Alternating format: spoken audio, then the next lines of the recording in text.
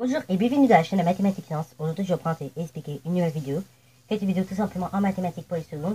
Et dans cette vidéo de mathématiques pour les secondes, là je vous propose une vidéo qui va vraiment vous préparer donc à faire un devoir sur les statistiques.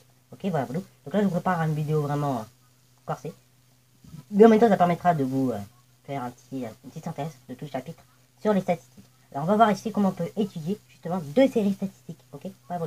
Donc je vous propose qu'on le passe parce que bien d'abord, la plupart du temps, les exercices en fait qu'on vous donne sur les statistiques dans les DS de seconde, c'est souvent des exercices où il faut étudier deux séries statistiques. Enfin du moins on va vous donner deux séries statistiques, il faudra les étudier une par une et après les comparer.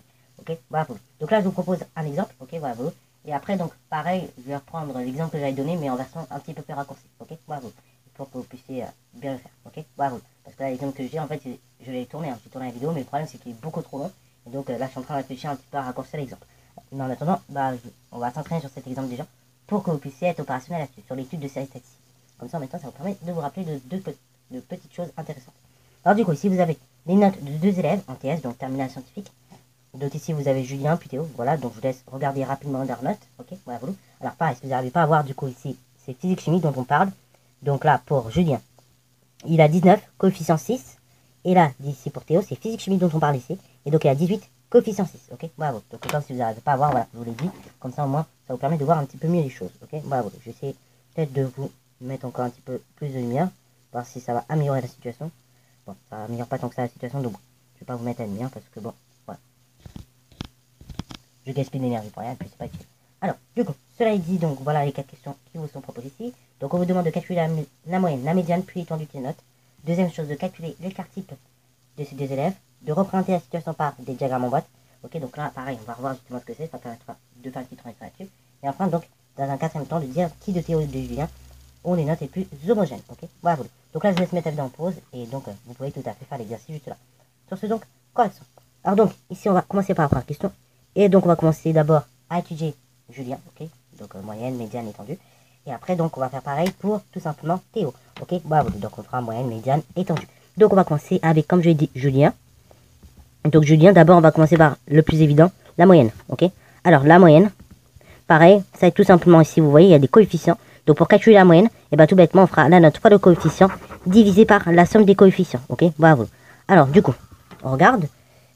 Du coup, sa première matière, c'est mathématiques P. On voit qu'il a 19,5. Ok, bravo. Donc 19,5, je vais multiplier par 2. Ok, donc 19,5 fois 2, plus après, donc maths en enseignement commun, on voit qu'il a 20. Et donc c'est coefficient 7. Donc 20 fois 7, plus 19 fois 6, plus 18 fois 6, plus 16 fois 3, plus 12 fois 3, plus 14 fois 2, plus 13 fois 3, plus 15 fois 3, ok, et vous divisez tout ça par la somme des coefficients, c'est-à-dire 2, plus 7, plus 6, plus 6, plus 3, plus 3, plus 2, plus 3, et plus 3, ok, bravo.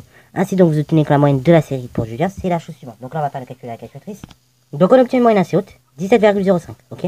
Enfin, on va même arrondir au centième près, donc 17,06, pardon, ok, pour être plus précis. Donc 17,06 pour Julien. Alors maintenant on va faire la médiane, donc c'est là où ça va être le plus relou, entre guillemets. Parce que là, en comptant la moyenne, ça va vite, mais la médiane, il faut aller un petit peu plus méthodologiquement. Ok, bravo. Premièrement, vous voyez, là, les notes qui vous sont données dans le tableau, elles sont pas dans, enfin, elles sont dans l'ordre des matières, plus ou moins, mais elles sont pas dans l'ordre, on va dire, ordre des notes. Ok, la plus petite et la plus grande. Donc, on va ordonner la série tout simplement dans l'ordre. Ok, bravo. Donc, ça fera des choses. On ordonne les valeurs de la série dans l'ordre. Ok, donc, on ordonne la série dans l'ordre croissant. Donc, la petite note, si vous regardez à nouveau, donc, pareil, vous pouvez revenir un petit peu en arrière, parce que là, je ne vais pas à chaque fois switcher, mais vous pouvez revenir en arrière pour regarder à nouveau les notes de Julien. Donc si on regarde la série, ça fait donc du 12 d'abord, après on a 13, après on a 14, après on a 15, après on voit qu'on a 16, après donc là on voit pas 17, je vois 18, 19, 19 et demi, oh là, pardon, et après 20. Ok, alors là pareil, on vérifie rapidement. Donc là, on voit qu'on a 1, 2, 3, 4, 5, 6, 7, 8, 9 matières, donc on doit avoir 9 chiffres. Donc là, on regarde, 1, 2, 3, 4, 5, 6, 7, 8, 9, on a bien 9 valeurs. Alors, donc 9 valeurs, ça, je divise.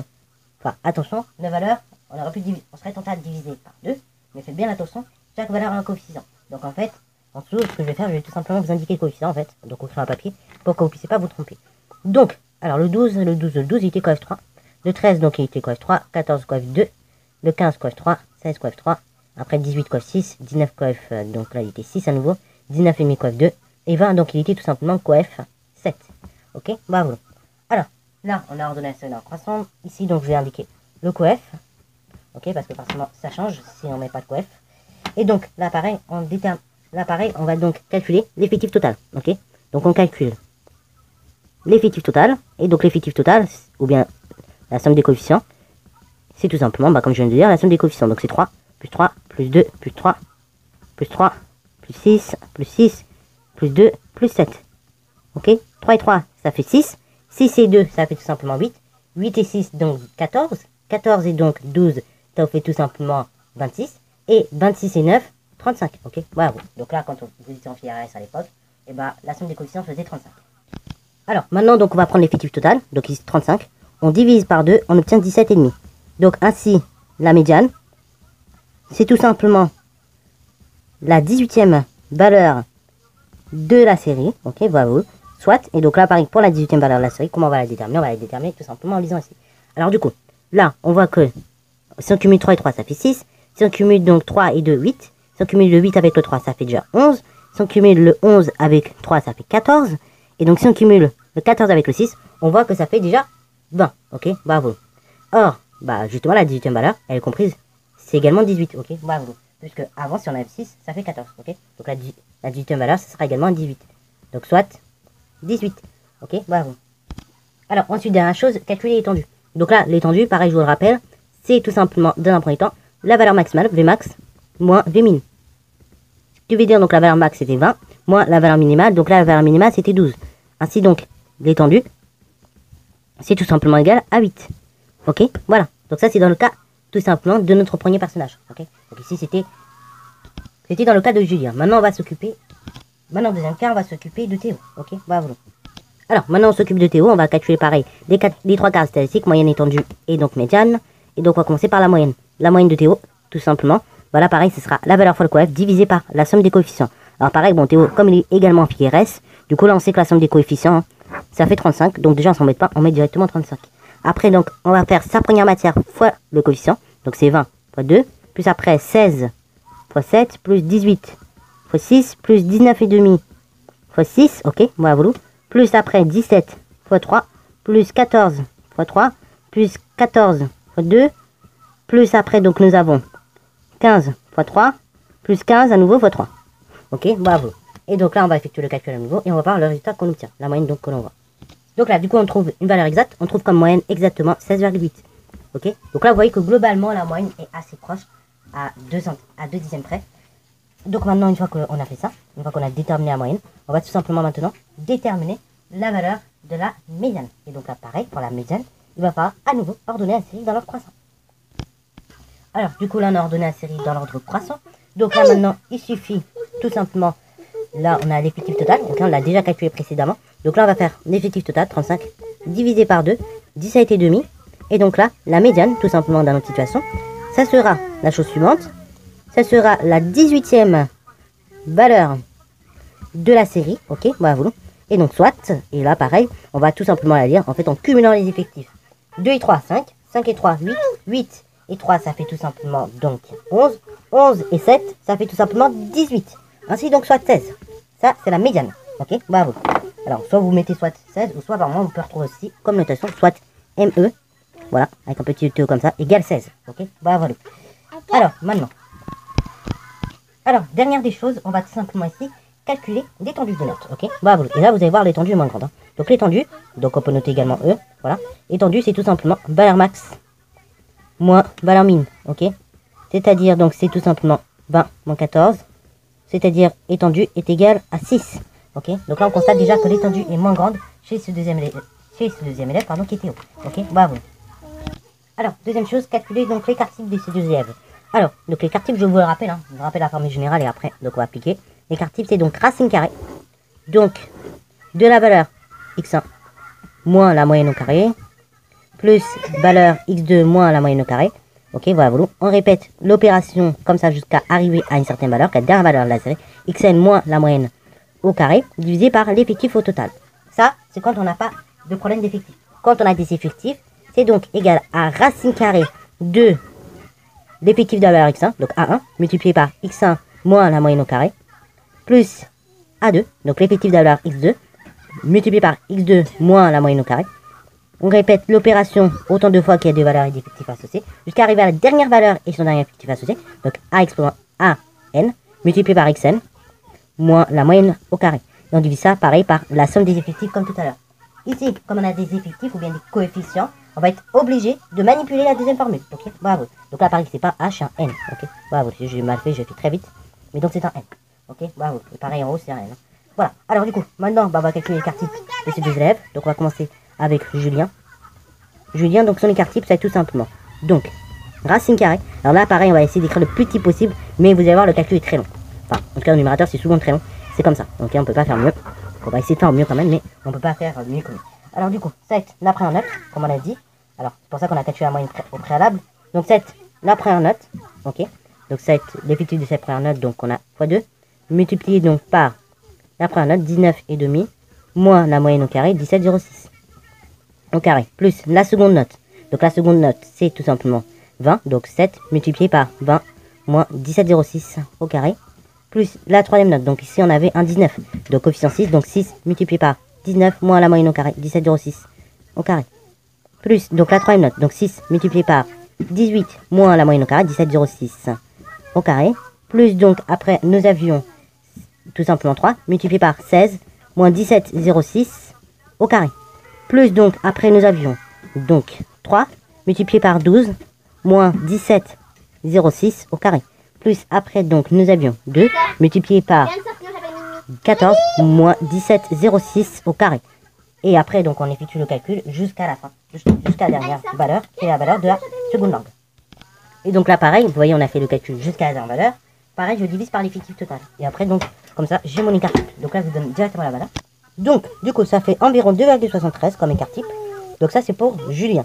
Ok, voilà. Maintenant, on va faire la même chose pour Théo. Ok, donc là, on va aller un peu plus vite. Donc, S, c'est égal. Racine carrée de la première valeur. Ok, voilà, voilà. Donc, l'effectif de la première valeur, c'est 2 multiplié par 2, donc multiplié par 20, moins la moyenne au carré, donc 16,8 au carré. Plus après, donc, c'était 7 multiplié par 16 moins 16,8 au carré. Donc on répète l'opération comme ça jusqu'à arriver à la dernière valeur. Donc voilà le calcul. Pareil, je l'effectue directement. Donc là pareil, encore petite précision, on divise par 35. Comme c'est à nouveau un terminal S. Et donc on avait dit tout à l'heure que l'effectif total c'était 35. Et donc là, je vais effectuer le calcul avec la calculatrice et je vous donne le résultat.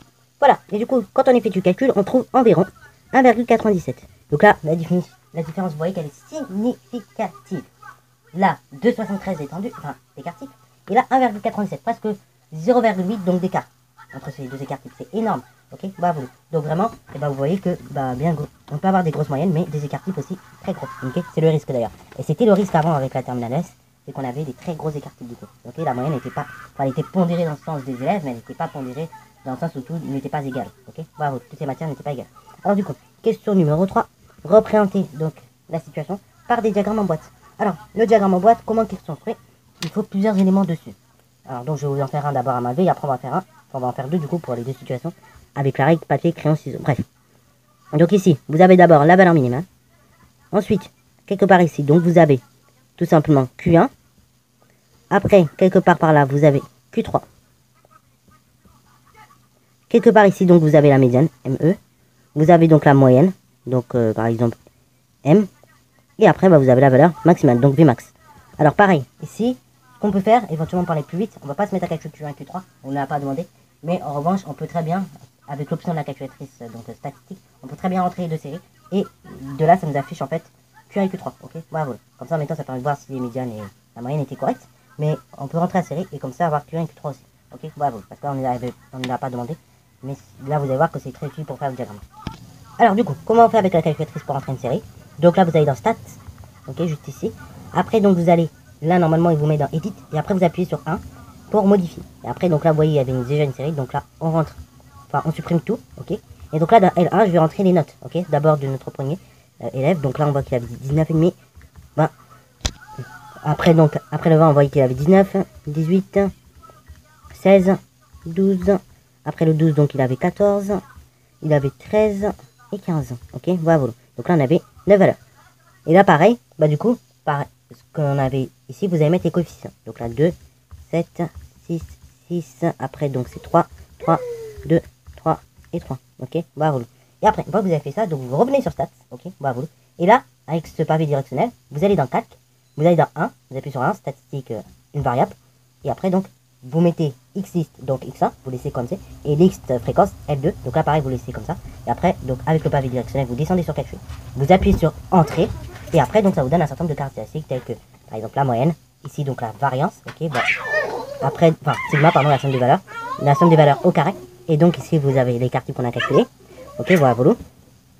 Après vous avez n, donc ici c'est le nombre total de c'est le nombre total que vous avez d'effectifs. Vous avez min x, c'est la valeur minimale, donc 12.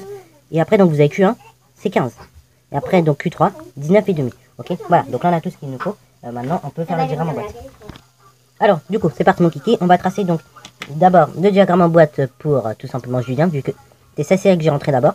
Et après pareil, là je vous laisserai faire de votre côté, rentrer la série de Théo. Et donc, je vous montrerai juste les résultats éventuellement en vidéo, en capture d'écran. Du coup, la valeur minimale, on a dit que c'était tout simplement 12, ok. Donc 12, il est ici. Après, 3, donc là, du Q1, ok, voilà. Q1, on voit combien que c'était. Donc Q1, normalement, c'était la valeur 15, ok. Voilà. Donc là, on va se déplacer de 3 cm vers la droite, comme ceci, comme vous pouvez voir à l'écran. Et donc, on va placer 15, ok. Donc, il correspond à Q1. Une fois que nous avons fait ça, donc nous allons placer Q1, donc il vaut 15. On va tout simplement, pour fermer le rectangle, se décaler jusqu'à 19,5, ce qui veut dire donc de 4,5. Ok, voilà, donc 4,5. C'est jusque là, vous voyez. Donc là, pareil, 4,5, c'est jusque là. Ok, voilà. Après, je ferme mon rectangle. Et après, pareil, ici, vous avez 19,5. Et après, donc 0,5 plus tard, vous avez tout simplement 20. Ok, voilà. Et donc là, ici, vous avez votre 20, la valeur maximale.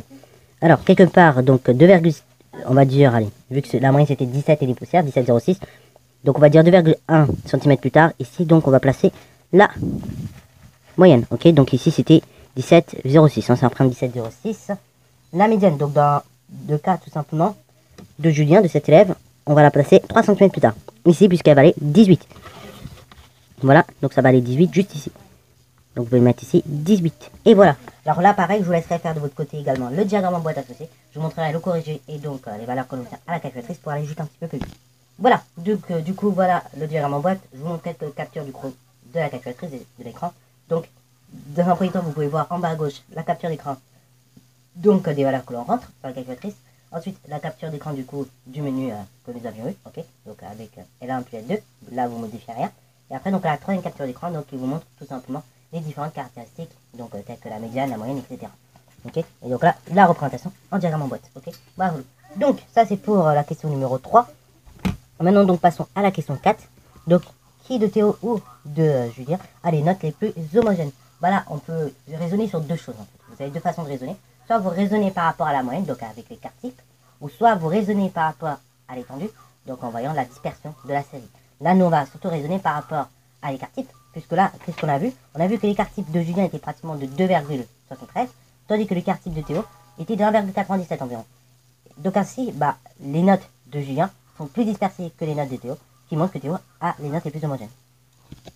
Voilà du coup la dernière question, donc c'est très simple, hein. On a juste dit qu'on constate que l'écart type de Julien est plus élevé que celui de Théo, ce qui montre que les notes de Julien sont plus dispersées autour de la moyenne que celles de Théo, montrant ainsi que Théo a des notes plus homogènes que celles de Julien. Okay, donc les notes de Théo sont plus homogènes que celles de Julien.